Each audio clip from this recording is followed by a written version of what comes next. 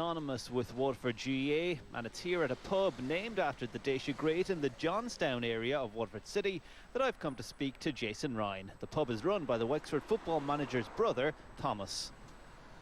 How long has the Ryan family been running this place? Yeah, nearly 11 years now. Time goes by so fast, but it's added, I suppose, a certain amount of difference to our lives. It is a pub with a lot of GA kind of history behind it.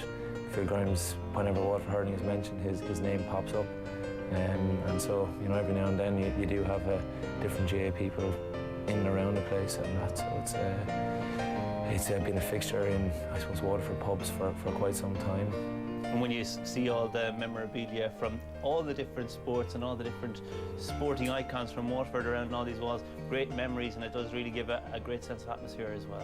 Absolutely. Thomas, my brother, that runs the place, he's made a big effort to try to promote as many Waterford sports people as possible, have their pictures up here and try to get, signed memorabilia from them and have it here and really showcase their achievements, which I think is a nice bit of recognition there. Well, now the main reason we're here to talk to you obviously is the Wexford Dublin Leinster senior football clash. You couldn't ask for a bigger opener in the Leinster Championship than Dublin at Croke Park. Playing Dublin in Croke Park, it does give them a huge advantage, crowd-wise, and even the pressure it's put on officials on the day with such a crowd that 50-50 decision. Is the referee going to be swayed by the crowd? Are they going to go with the other team? So that was a factor for us. Well, it's a big change for our players to go from playing a game in Wexford Park with relatively small crowd added to all of a sudden playing in an arena like Croke Park. It's a big change, and we haven't had an opportunity to train there. So whereas we do have players that experienced it in 2008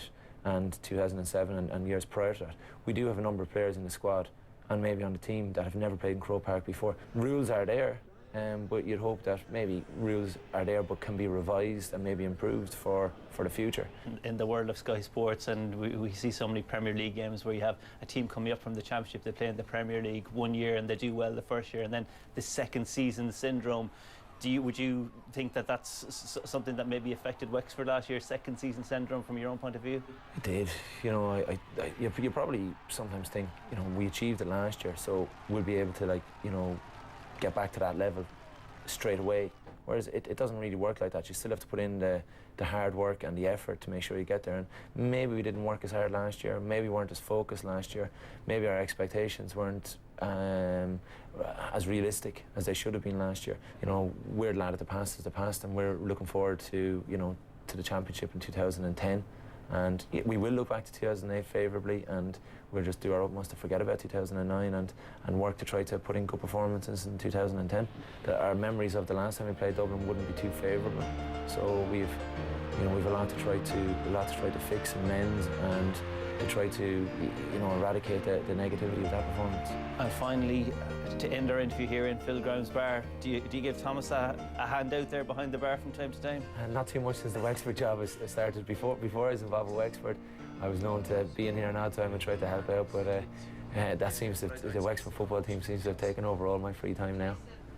And Wexford against Dublin is live on TV3 this Sunday. Our coverage from Croke Park begins at 3:30.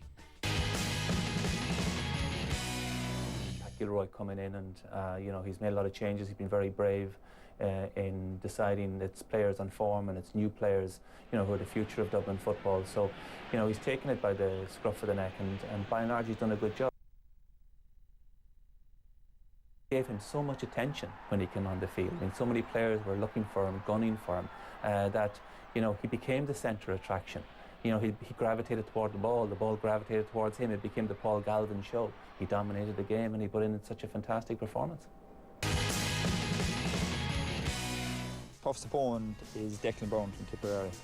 Why? Because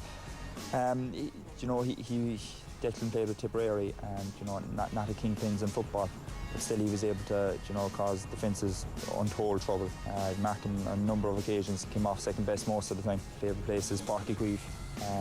I just feel at home below there. We trained there a lot in the summer, and you look forward, 11, 12 o'clock in the day, you look forward to training in Páirc Uí Chaoimh. Favourite film would probably be Saving Private Ryan. It's just a good show, and it kept me entertained from start to finish.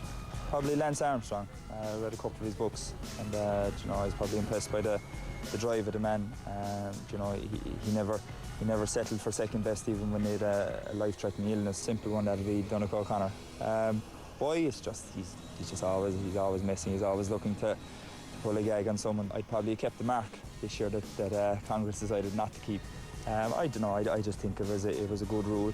It didn't probably have a huge influence in the league. That's maybe why they didn't keep it. But you know, there's nothing better than seeing someone going up and catching a great ball. But you know, it's spoiled sometimes when they come down. There are 5 or 6 players around them. The referee blows his whistle, and you've both sets of teams looking at the referee, wondering which way is he going to give the free. The crack you have at training and the crack you have with the lads. You know, you're like a club team, and that's the way you play it. And you know, you make friends for life. It's probably a bit of a cliche, but you know, you have great crack. It probably just takes up a lot of your time. You know, that's what you sign up for, and you don't have to do it, but you love doing it. But you don't have a whole lot of time to yourself. You know, you don't have a whole lot of downtime. Still to come on. Other won 2 All-Ireland medals with Meath and is now a well-known pundit.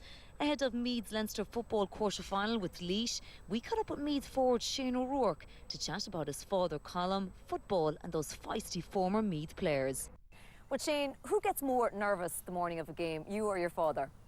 Oh, I don't know. He doesn't give too much away now, and I don't either. Now, I don't tend to get too nervous before games. You know, kind of learned a good lesson from when I was younger. Before games, the more nervous you get, it affects your performance. So I kind of try and stay relaxed the morning of a game and read the papers and the Racing Post, and takes my mind off it completely. So you read the papers before you go out and play your game? Well, I wouldn't. Jeez, you hear many into saying that. I wouldn't be reading about the football now. Yeah. I'd read about anything else that's going on, and anything to keep my mind off the game now. And obviously, Shane, like, there's banter on the pitch at the best of times, but there's there a bit more with yourself because of who your father is? Well, at this stage, I really don't know any different, because it's something I grew up growing up with. It's something I've had from an early age, and it kind of, the more time goes on, kind of the less of a factor it is. And I suppose growing up, did you ever wish that he'd taken on the Meath job? No, that never kind of came into the equation at all. You know, I think he'd always under the impression he's better off if he was son on the team. You know, you've seen in other counties things kind of get messy and stuff like that, but you know, I think he's just happy staying away from the county scene for the time being anyway. Of course, he played for Meath, was a very successful player, and now in his role as a pundit, like, what's that like, you know? I mean, you know, do you ever fear the day that he might have to say something negative about you? Usually, say, playing games over the years, like, he'd always be telling you what you did wrong or what you did right maybe after a game, so the only difference this time is that it's in front of the whole nation on the telly. I suppose when I was growing up, like, was the teams of '96 and '99, they were the teams that won All Ireland, and they were the lads you'd look up to at that time. I suppose in them teams there was like Trevor Giles, who would have been a big hero of mine at the time, John McDermott, Graham Geraghty, like, the list was endless, basically that whole Meath team of that era, you know. They were such, you know, a notorious team in a way, you know. Do you feel sometimes that maybe that streak